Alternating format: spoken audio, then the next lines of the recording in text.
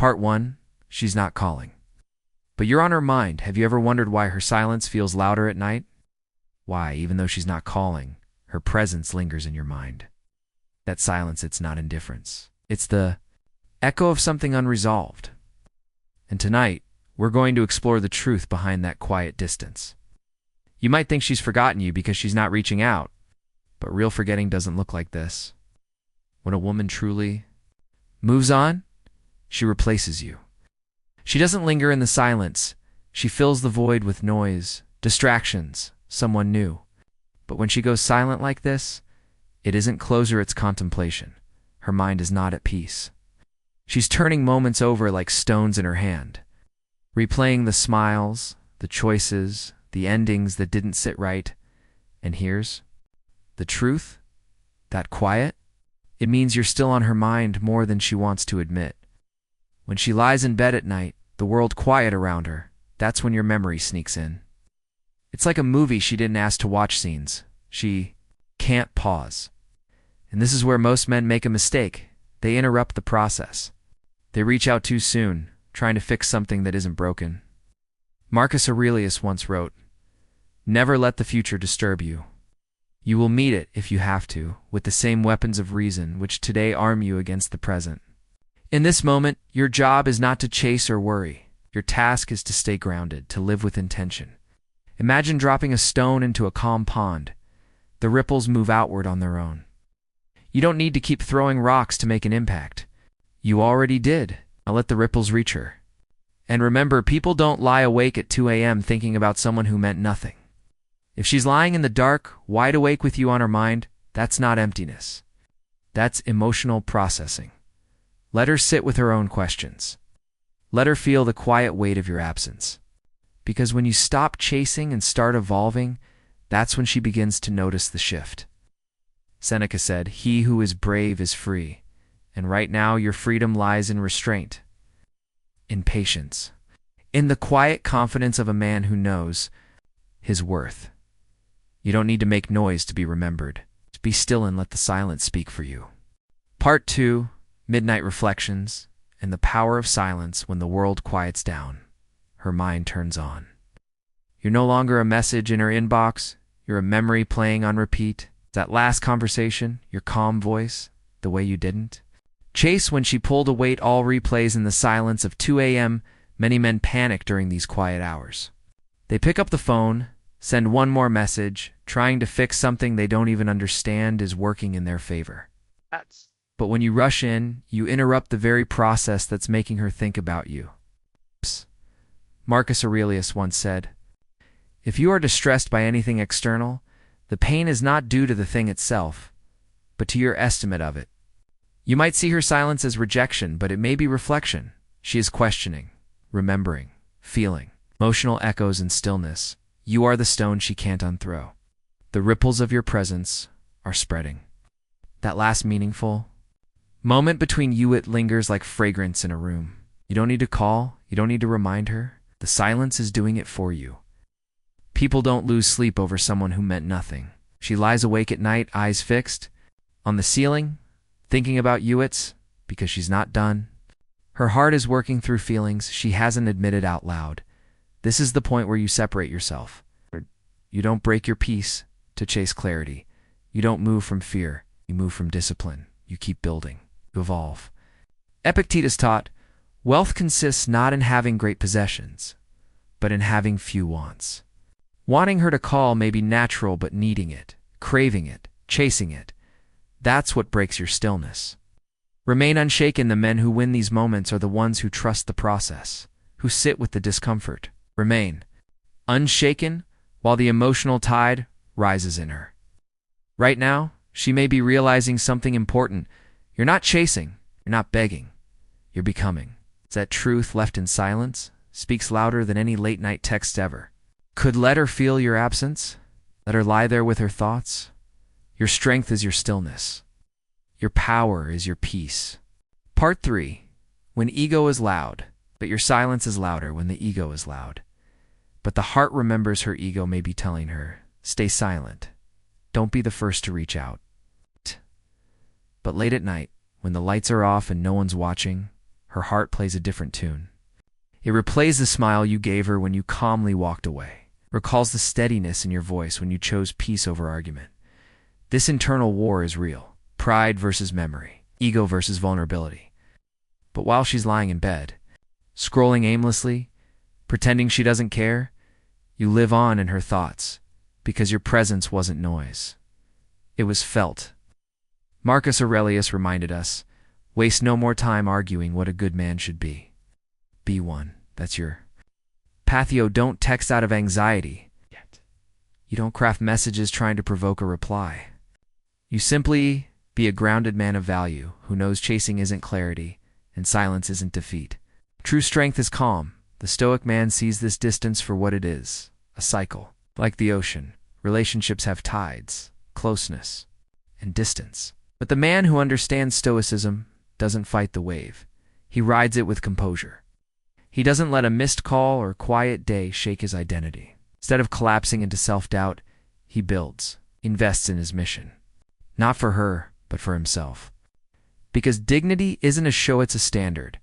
The calm you showed during the last moment together. That silence echoes louder than any message. It tells her, I'm not here to beg. I'm here to become the man she remembers. And so, while she holds back, wrapped in ego and uncertainty, you rise. Every action you take now becomes the answer to her unspoken questions. Has he moved on? Is he becoming someone I can't ignore? Seneca once said, a gem cannot be polished without friction, nor a man perfected without trials. This silence, it's your fire, and you're not losing her. You're letting her see your worth without saying a word. Stay still. Stay powerful. Let your peace echo through the night. Part 4. The Law of Emotional Momentum. The law of emotional momentum. Every silent night adds weight to her thoughts of you. She may not pick up the phone, but that emotional tension is building, quietly. Each moment she resists. Reaching out, her mind pulls you back into focus. That's not weakness. That's the law of emotional gravity. Most men sabotage this process. They panic in the silence. They chase when they should be still. But a Stoic man, he understands that emotion, like energy, gathers force when left undisturbed. You don't rush nature, you let it unfold. Marcus Aurelius said the impediment to action advances action. What stands in the way becomes the way. Her silence isn't a wall, it's the path, if you let it be. Patience isn't passive. This is where restraint becomes strength. You don't try to manipulate her into contact. You don't interrupt her process with your fear. Instead, you remain centered. You let the emotional snowball roll downhill. Every night, she lies awake, wondering if you'll text, wondering if you've moved on. That's momentum. And momentum needs silence to grow. The more you chase, the more you interrupt the quiet rhythm that's working in your favor. The Stoics teach us that time reveals truth. So let time work on your behalf. Stand still. Let her mind wander. Imagine standing still in your purpose while she paces in her thoughts, conflicted, uncertain, curious. That silence you leave behind isn't emptiness. It's emotional space. It's where questions grow and realizations bloom. And here's the secret. You don't need to be there for her to feel you. You don't need to speak to remind her of your presence.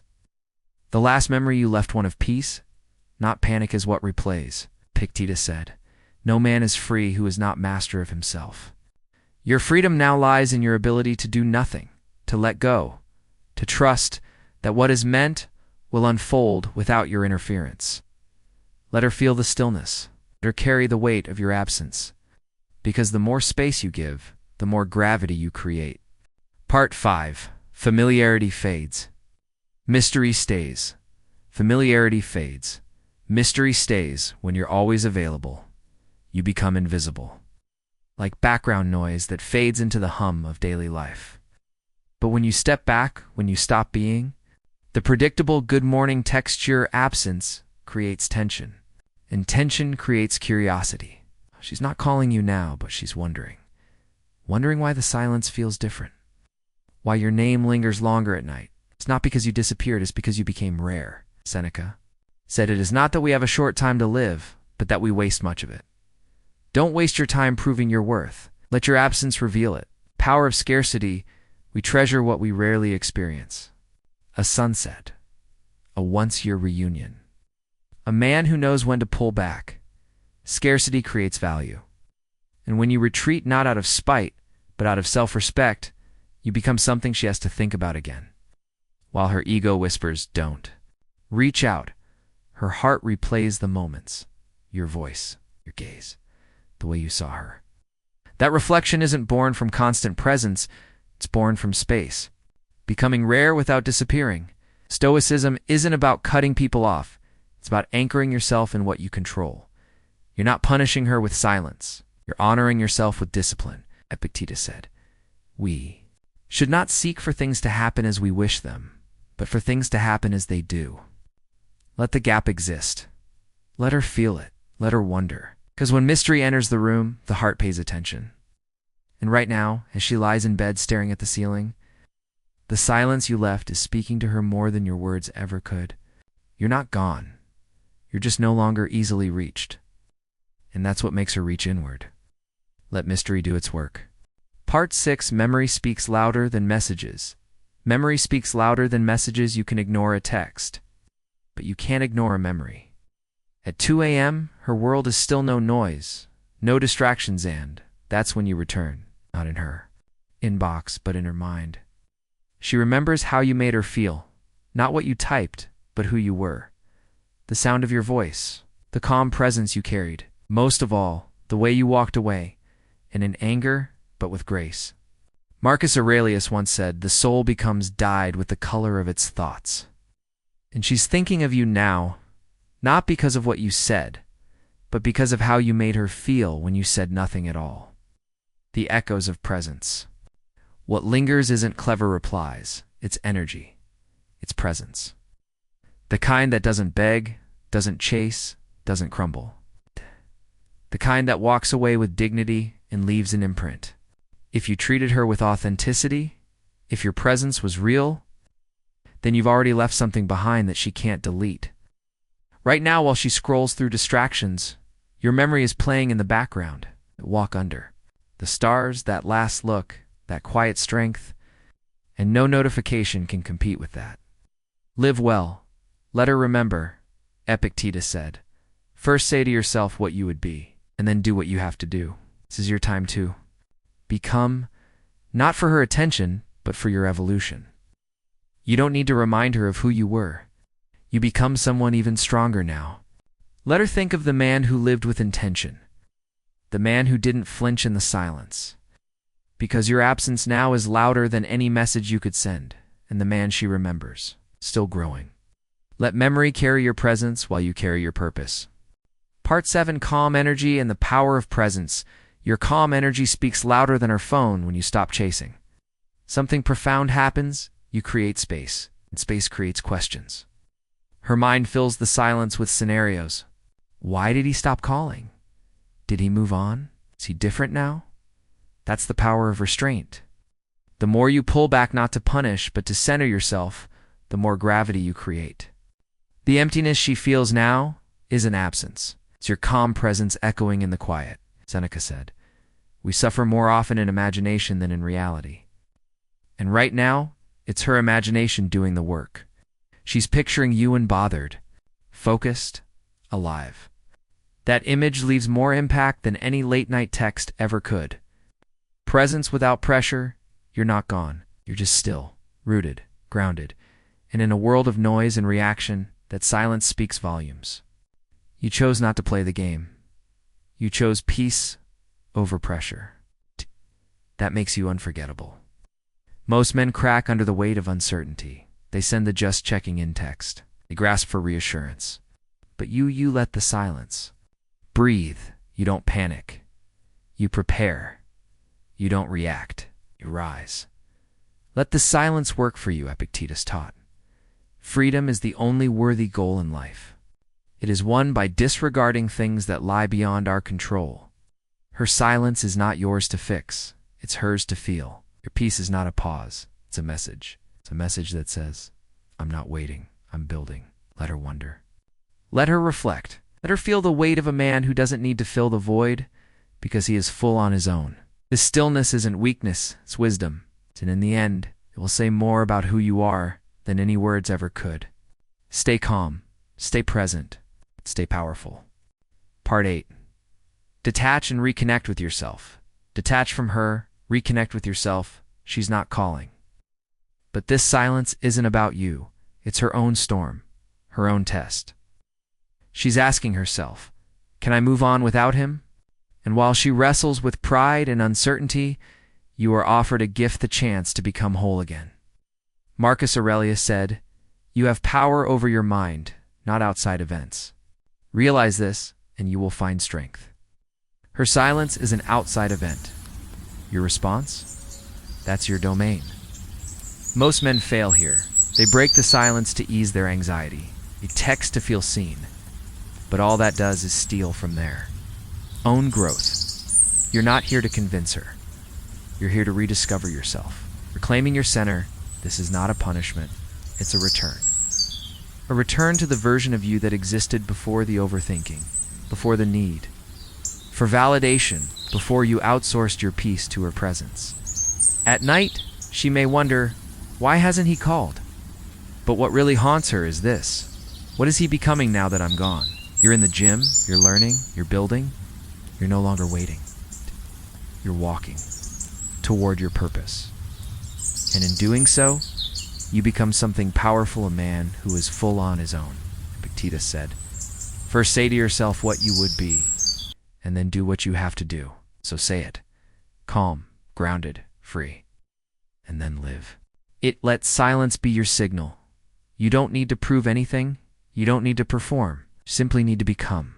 And in your becoming, you send the loudest message. I don't need your attention to feel valuable. I've already answered the most important call, my own. So if she's not calling, let her be. 'Cause now you are. You're calling yourself forward, and you're answering.